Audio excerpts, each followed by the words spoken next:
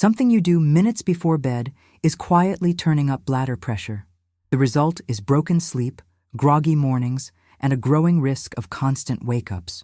Stay with me for a calm, natural path that relieves the pressure and restores your nights. Right before bed, many of us do the one thing that practically guarantees those midnight marches to the bathroom, and it isn't simply drinking too much water. It's the late evening combo. A tall glass of something that seems harmless, a salty snack that begs for refills, and the belief that a quick, just-in-case bathroom trip will neutralize it all.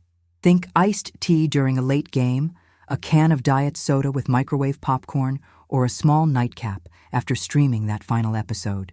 That cluster squeezes the bladder from two angles: more urine and more irritation. Tonight, I'll show you how to step out of that loop with small, gentle adjustments you can actually keep. And there's a practical bonus waiting at the end of this series, a simple swap list for night drinks and snacks that are kinder to your bladder. Here's what usually happens. Around dinner, hydration lags, so the fix comes late. Big sips after 9 p.m., sometimes fizzy, sometimes caffeinated, often sweetened. Real sugar or 0 calorie. Add a handful or 3 of salted chips, leftover pizza, ramen, or deli meats. Sodium holds on to fluid first, then your body corrects the balance, pulling water back into the bloodstream, right when you're lying down. Carbonation and certain flavorings can directly irritate the bladder lining. Caffeine and alcohol nudge your kidneys to make more urine. The result is pressure, urgency, and that peculiar feeling of, I just went, why do I need to go again? There's also a timing trap. Your body has a night dry mode, an internal rhythm that tries to make less urine when you sleep. Late liquids, particularly with irritants, flip that switch the wrong way. And yes, even the just-in-case pee can backfire when it becomes a habit, training the brain to expect bathroom breaks, even when volumes are small. I'm not here to scare you. I'm here to help you see the pattern with calm clarity so you can experiment safely and feel a real difference. Let me offer a gentler blueprint you can test this week. First, create an evening hydration curfew that feels doable, not harsh. For many people, a 2-hour window without large volumes works well. If you're thirsty, take small, mindful sips rather than a full glass. If you enjoy tea, choose a small cup of a non-caffeinated, non-peppermint option earlier in the evening. Think chamomile, without artificial sweeteners, and keep it to 1 cup. Love bubbles? Try still water with a slice of apple or cucumber instead of flavored sparkling drinks close to bedtime. Craving crunch? Swap heavy salt for herbs or a no-salt seasoning. A bowl of lightly salted air-popped popcorn is fine for some, but many do better with even less salt at night. Second, front-load fluids during the day. Keep a bottle at your desk and finish most of your hydration before late afternoon. The body appreciates steady, earlier intake much more than a bedtime catch-up. This is not about restricting water to the point of discomfort. Dehydration can cause headaches, constipation, and fatigue. It's about timing and choosing what sits gently with your system. Third, watch the hidden culprits that masquerade as harmless. Energy drinks labeled 0, dark chocolate, just a square, that extra strong cold brew with dessert, or an after-dinner bourbon meant to relax. Each of these can nudge urine production or irritate the bladder. Even flavored sparkling waters, which look angelic on the shelf, can be irritating for some people late at night. If you notice a pattern, switch to still water or a warm, unsweetened herbal infusion earlier in the evening and see how you sleep. A note on realistic expectations. If you already wake multiple times, your body may need a few nights to adjust. Be patient and track 2 or 3 changes rather than turning your routine upside down. If you ever experience pain, burning, fever, or blood in your urine, or if nighttime urination is suddenly severe, check with a qualified professional. There are medical conditions that deserve prompt evaluation. We're talking here about everyday habits, the kind you can steer with simple choices. Here's the small but powerful takeaway. It isn't only what you drink, it's when and how you pair it with food and flavorings. Late liquids plus irritants equal pressure plus wake-ups. Separate those, and nights get quieter. Keep that bonus in mind. I'll share a concise swap guide at the end of this journey so you can build a night routine that actually sticks. The next tip is one of the most important, and ignoring it won't just limit your results, it could also cause serious side effects like dehydration, headaches, or worsening urgency if you apply changes the wrong way. I'll explain it in a calm, practical way so you can avoid those pitfalls and feel genuine progress. Evening habits can nudge the body to wake when it most wants to rest. The pattern many people recognize, late drink, salty snack, then a restless night, has a quiet explanation rooted in biology. Your body attempts to make less urine at night.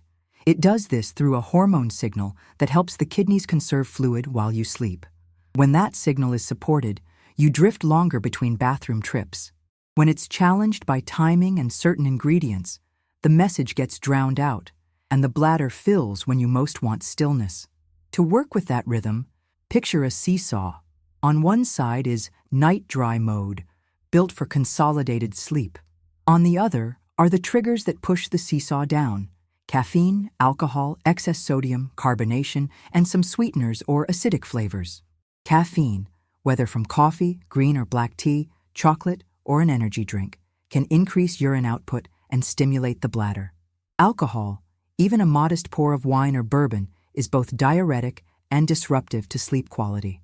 Sodium from pepperoni pizza, ramen cups, deli meats, and extra salty popcorn changes how your body handles water. After a few hours, fluid shifts back into circulation and heads toward the bladder. Carbonation and acidic flavorings in sodas or flavored sparkling waters can irritate the bladder lining for some people.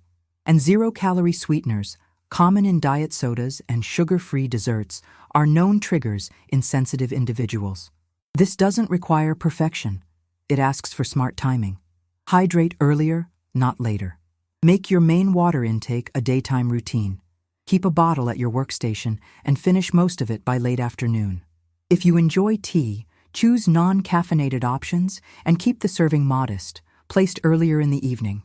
If you love a nightcap, try shifting it to the weekend afternoon instead, or substitute a ritual that feels soothing without the diuretic hit: a warm shower, light stretching, or a few minutes of slow breathing. Now for something that surprises many people. Not every healthy choice behaves the way you expect at bedtime. Cranberry products can be helpful for certain urinary concerns in some adults, but the natural acids and sugars can be bladder irritating for others, especially late at night. Citrus-flavored seltzers feel refreshing, yet the combination of bubbles and acidity may dial up urgency. Even dark chocolate, celebrated as an antioxidant-rich treat, contains caffeine. None of these are villains in a general sense, but their timing matters when your goal is fewer wake-ups. Let's make this practical with a simple framework you can test. Use a 2-hour buffer before sleep to avoid large volumes of liquid. In the final hour, aim for calm and consistency. A comfortable bathroom trip without forcing, followed by a small, soothing activity that relaxes your nervous system. A short read, journaling, or a few gentle ankle circles if you sit or stand most of the day. Keep any evening beverage to a single, moderate cup, unsweetened and non-caffeinated.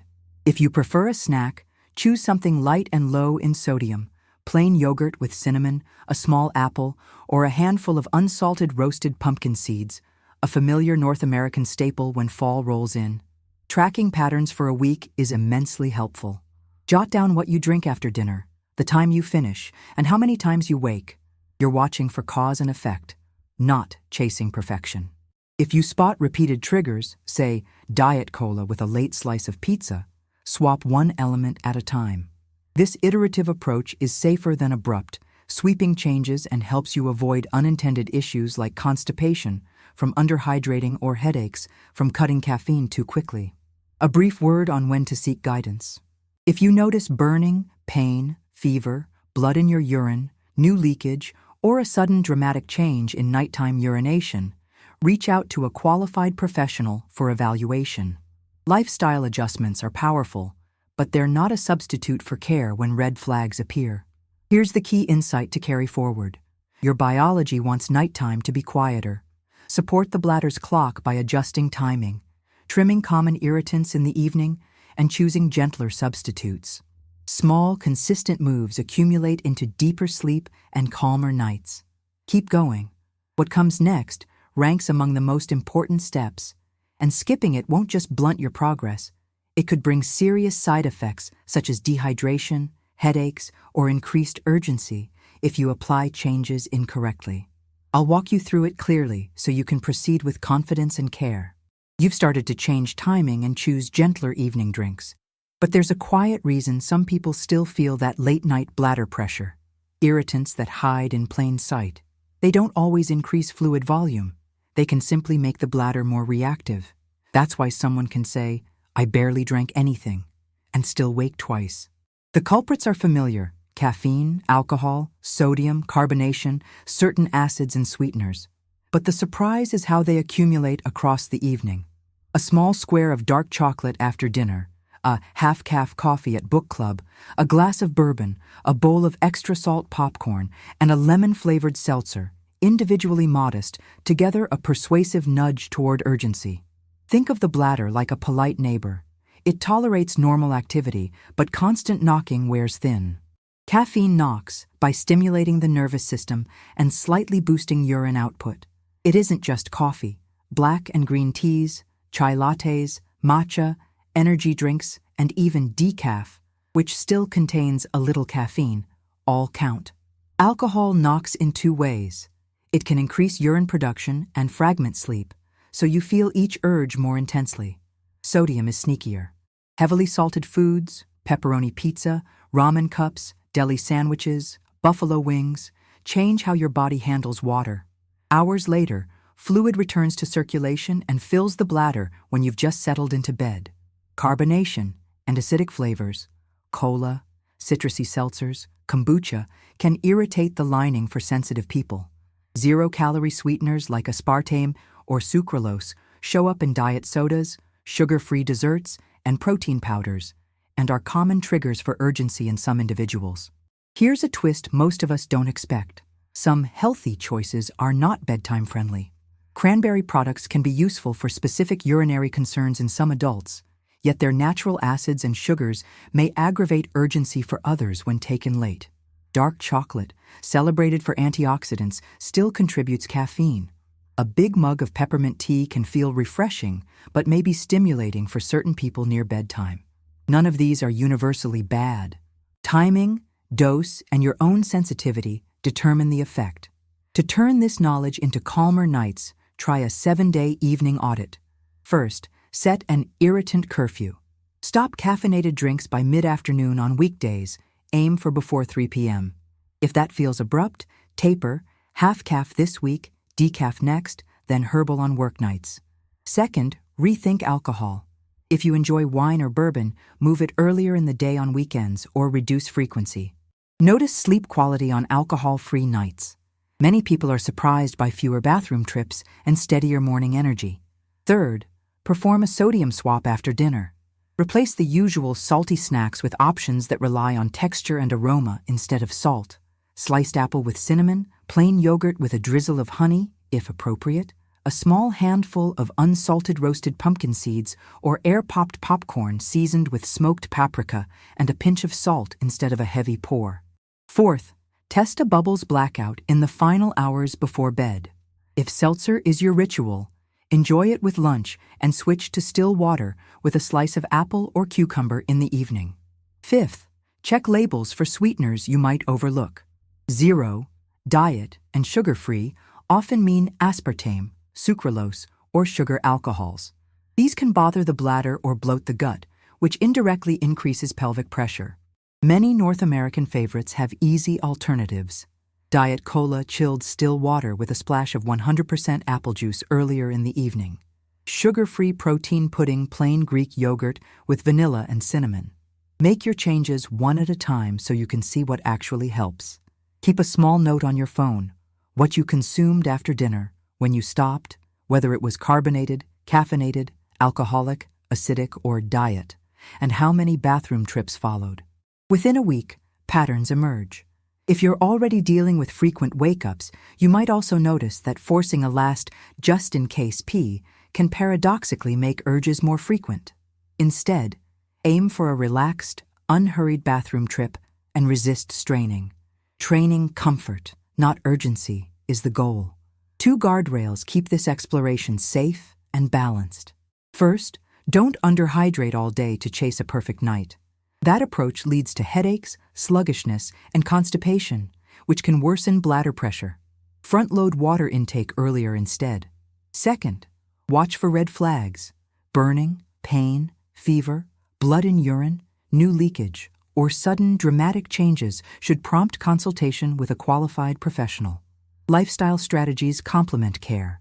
They don't replace it when symptoms point to something more serious. One more reveal before we shift focus.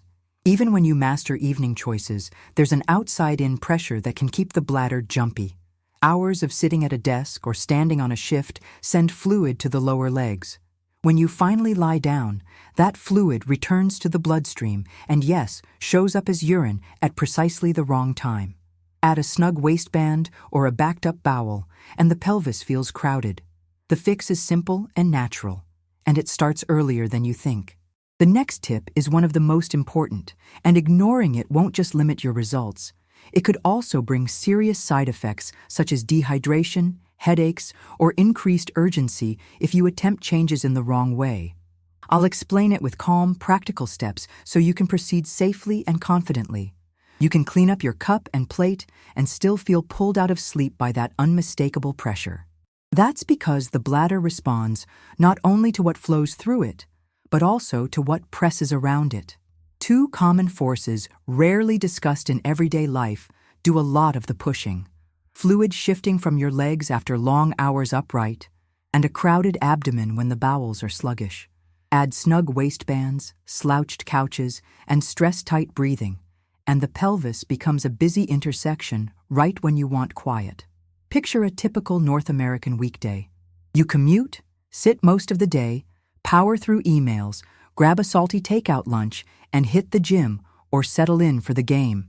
Gravity collects fluid in the calves and ankles. It's why socks can leave marks by evening. When you finally lie down, that pooled fluid drains back into circulation, and the kidneys do their job. A few hours later, the bladder fills. This isn't a disease, it's physics. The goal is to move some of that fluid earlier so the night is less eventful. Start with a 5 to 10 minute evening drain routine, about 2 to 3 hours before sleep. Elevate your legs on a couch arm or a stack of pillows so the feet are a little higher than the heart. While elevated, perform gentle ankle pumps, point and flex 20 to 30 times. Then trace slow circles in both directions. Add a dozen calf raises once you stand. If you spend much of the day seated, take a short walk around the block after dinner. These simple moves invite fluid to return to circulation earlier so it can be processed before you get into bed. Many people notice that combining this with calm, steady breathing lowers urgency and helps the whole body settle. Wardrobe and posture matter more than they're given credit for. Tight belts, shapewear, or drawstrings that dig in below the navel can compress the lower abdomen. At night, trade them for softer waistbands. On the couch, avoid the deep slump that rounds the belly and crowds the pelvis. Prop a pillow behind your lower back and keep the feet supported. Small adjustments, repeated often, add up to less pressure. Now to the second quiet force, the bowel.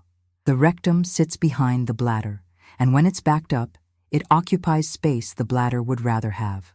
Diets heavy in ultra-processed foods, low in fiber, and irregular hydration patterns are a perfect recipe for a slow-moving gut. Shift the ingredients and you shift the pressure. Build fiber from actual foods, rolled oats, berries, apples with skin, beans, lentils, and leafy greens, and pair it with consistent daytime fluids so fiber can do its job without causing discomfort. A bowl of oatmeal with cinnamon in the morning, a side of black beans at lunch, and an apple as an afternoon snack are easy, familiar choices in many North American kitchens. To support regularity without straining, use the bathroom when the urge first appears, not after another email or episode. Take your time. Consider a footstool to elevate the feet. This changes the angle in a way many people find gentler. Avoid bearing down forcefully. If constipation is persistent, or you notice bleeding, unintended weight loss, or new severe pain, seek care from a qualified professional. Addressing the gut kindly is one of the most bladder-friendly gifts you can give yourself. Bring these pieces together into a single evening flow. Finish most of your hydration by late afternoon. Eat a balanced dinner that doesn't lean heavily on salt.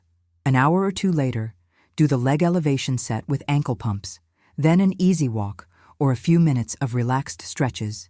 Calf, hip flexor, and lower back mobility are enough. Choose loose sleepwear and a restful position.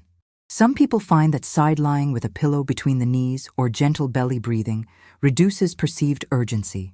Keep bathroom trips unhurried and avoid pushing just to be sure. You're retraining comfort, not rehearsing alarm. 2 cautions round out this plan. First, if you're considering compression socks for long workdays, they can be helpful for many adults, but you should ensure proper fit and speak with a professional if you have circulation problems, diabetes, or peripheral artery disease. Second, don't solve nighttime urgency by drastically restricting fluids overall. Underhydration can lead to headaches, fatigue, and constipation, which loops right back to more pelvic pressure. You don't have to be perfect to feel progress. A short leg drain routine, a fiber-forward plate, a calmer couch posture, and earlier hydration can turn fragmented nights into longer stretches of real rest. Test, observe, adjust. Celebrate what works. The goal is a routine that feels humane and sustainable, not heroic. The next tip is one of the most important, and ignoring it won't just limit your results. It could also bring serious side effects such as dehydration, headaches, or increased urgency if you apply the steps incorrectly. I'll walk through it in a steady, practical way so you can keep building momentum without unintended consequences. You've lowered the outside-in pressure with leg elevation, gentler posture, and a fiber-forward plate. Now it's time to shape the final stretch of the evening, the timing and dose that either keep the bladder calm or nudge it into protest. Think of this as teaching your body what to expect at night. Predictable, light inputs that whisper, rest, not refill. The simplest way I've found to make this work is a 3-step window that's flexible enough for real life. First, set a boundary for large volumes of fluid about 2 hours before you plan to sleep. It doesn't mean you must be parched. It means swapping big gulps for small, mindful sips. Second, in the final hour, build a calming loop, an unhurried bathroom trip without straining, then a short routine that signals quiet, 5 minutes of ankle circles if you stood all day, or a gentle stretch for calves and hips if you've been at a desk. Third, keep irritants off the evening roster. No last-minute caffeine, minimal alcohol, low sodium, and skip the bubbly drinks close to bed if they tend to trigger urgency for you. Why this matters will feel familiar. Late in the day, the body tries to shift into a night-dry mode. Big drinks, salted snacks, and stimulating flavors flip that switch at the wrong time. Front-loading hydration during the workday lets your kidneys do more of their work when it doesn't disturb your sleep. I keep a simple water ladder on busy days. A full glass at breakfast, 1 mid-morning, 1 at lunch, and 1 mid-afternoon. By evening, I'm not chasing thirst. That steady pattern protects you from the other extreme, underhydrating, which leads to headaches, fatigue, and constipation, all of which can make bladder pressure worse. Here's the part most people skip: portion awareness with night beverages. Even a harmless-looking herbal infusion can be too much if the mug is huge and it's taken right before lights out. Choose a small cup earlier in the evening. Skip artificial sweeteners. If you need a touch of sweetness and it's appropriate for you, a small drizzle of honey is usually gentler than sugar substitutes. If you like a nighttime nibble, think texture and aroma, not salt. Plain yogurt with cinnamon, apple slices, a small handful of unsalted roasted pumpkin seeds, a seasonal favorite in many North American homes. Save the salty popcorn buckets and spicy buffalo wings for game day, earlier in the afternoon. Let's put this into an evening you can actually live with. Imagine a Tuesday. You finish most of your water by 5 p.m. Dinner is balanced, not a salt bomb. Around 7:30, you take a 10-minute walk or do the leg elevation set to move fluid out of your calves. At 8:30, you enjoy a small, non-caffeinated, unsweetened warm drink, nothing fizzy, and you stop there. At 9 mo, a relaxed bathroom trip with no rushing or forcing. At 9:10, you sit comfortably, soften your shoulders, and breathe slowly, 4 to 6 breaths per minute, for 2 minutes. By the time your head meets the pillow, your body has heard the same message in multiple languages. We're winding down. If evenings vary, don't abandon the plan. Adjust. Dinner out with friends? Hydrate earlier in the day. Order the entree without extra salt, and keep night drinks small and still. Late gym session? Cool down, then let at least 90 minutes pass before bedtime. If you're a shift worker, anchor the 2-hour, 1-hour zero irritants pattern to your sleep time, not the clock on the wall. A brief word on alcohol and caffeine. Useful, not moral. A small pour of bourbon or a glass of IPA can be relaxing, but both increase urine production and fragment sleep.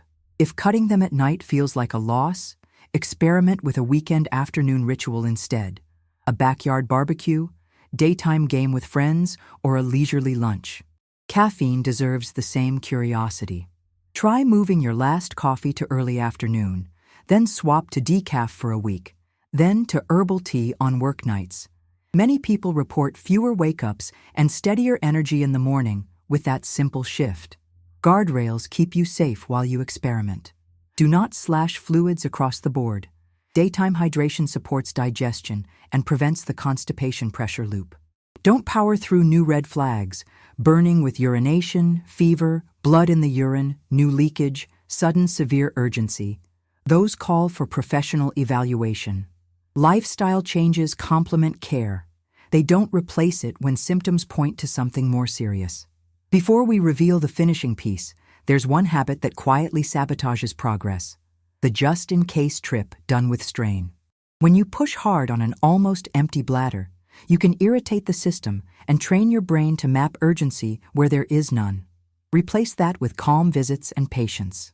The goal is comfort, not conquest. Take a last look at the arc we're building. Daytime hydration, sodium awareness, gentler evening choices, a short leg drain routine, and a modest night ritual. These are small, human-sized steps, not punishments.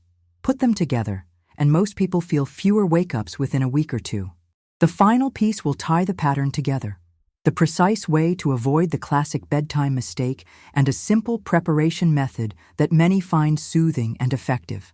The next tip is one of the most important, and ignoring it won't just limit your results. It could also bring serious side effects such as dehydration, headaches, or increased urgency if you apply the steps incorrectly. I'll walk through it clearly and calmly so you can move forward with confidence. The pattern is finally clear. The recurring wake-ups were never about a single glass of water. They were about the cluster of bedtime habits that pile up: late liquids, irritants tucked into healthy choices, and a belief that one forceful just-in-case trip will reset the night. The real mistake is concentrating fluid and irritants in the final window and then trying to outsmart biology. The fix is quieter. Adjust the timing, sip modestly, and choose a preparation that soothes instead of pokes. Here's the centerpiece I promised: a simple, gentle night drink that pairs well with the evening routine you've been building. It isn't a magic cure, and it won't suit absolutely everyone, but it's widely well tolerated when used thoughtfully. Make a small cup of chamomile with apple peel. The apple peel lends aroma and a whisper of natural sweetness without resorting to artificial sweeteners, and the overall profile tends to sit kindly with the bladder for many people. Preparation matters more than the recipe card.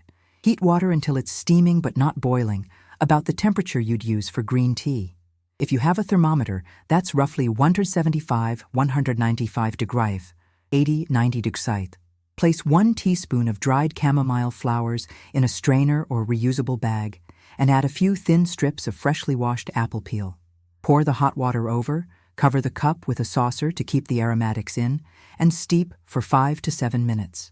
Remove the strainer. Drink it warm, not scalding, and keep the portion modest, 1 small cup, ideally 60 to 90 minutes before sleep. Skip artificial sweeteners. If you need a touch of sweetness and it's appropriate for you, add a small drizzle of honey. Most people do best with a total volume similar to an espresso cup or small teacup rather than a cafe mug. Pair this cup with the evening drain you learned. 5 minutes of leg elevation and ankle pumps, or a calm walk around the block, depending on your day. Add 2 minutes of slow, steady breathing. Inhale through the nose, soft belly rising. Exhale a little longer than you inhale. Then, treat the bathroom as a place of ease, not urgency. Go once, unhurried, and resist the urge to strain. You are teaching your nervous system that the night is for steady comfort. What if chamomile isn't your friend? Some people simply don't enjoy it, or they're sensitive to any herbal drink at night. You have gentle alternatives. Try warm still water with 2 slices of apple, or make a weak ginger apple infusion by steeping a single thin coin of fresh ginger with apple peel for 4 minutes. Mild, not spicy. Avoid peppermint or strong citrus late at night if you find they pep you up or feel sharp. And keep carbonation, caffeine, and alcohol off the guest list in the final hours. A short checklist keeps this preparation safe and effective. Use clean water. Keep portions modest. Place the cup earlier in the evening, not as the last thing you do. If you have conditions that affect fluid balance or you take medications with specific fluid guidance, follow your clinician's recommendations. And as always, burning, fever, visible blood in the urine, sudden leakage, or new severe urgency deserve timely professional care. Natural routines are powerful, but they're not a substitute for evaluation when red flags appear. Now the bonus you've been waiting for, a set of 60-second swaps that reduce evening triggers without sacrificing enjoyment. Trade Diet Cola for still water with a few apple slices and a dash of cinnamon. Swap buffalo wings for shredded chicken dressed with a yogurt herb sauce, keeping spice gentle. Replace the late-night pepperoni slice with a tortilla warmed in the skillet and topped with mashed avocado and a sprinkle of lime earlier in the evening.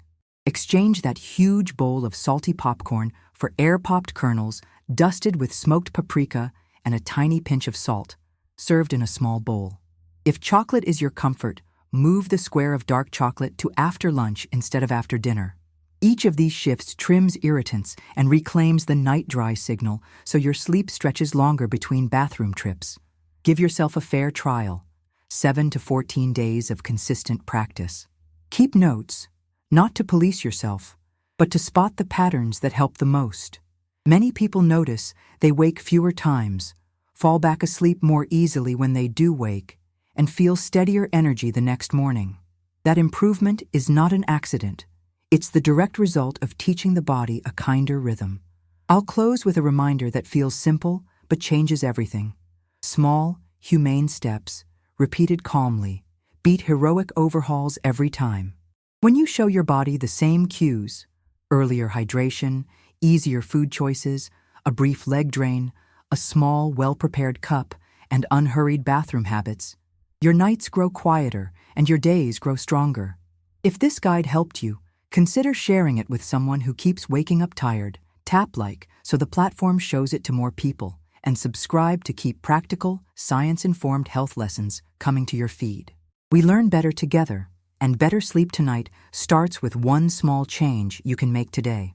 The next tip is one of the most important, and ignoring it won't just limit your results. It could also bring serious side effects such as dehydration, headaches, or increased urgency if you apply the steps incorrectly. I'll explain it with the same calm, practical tone so you can continue making steady progress with confidence and care.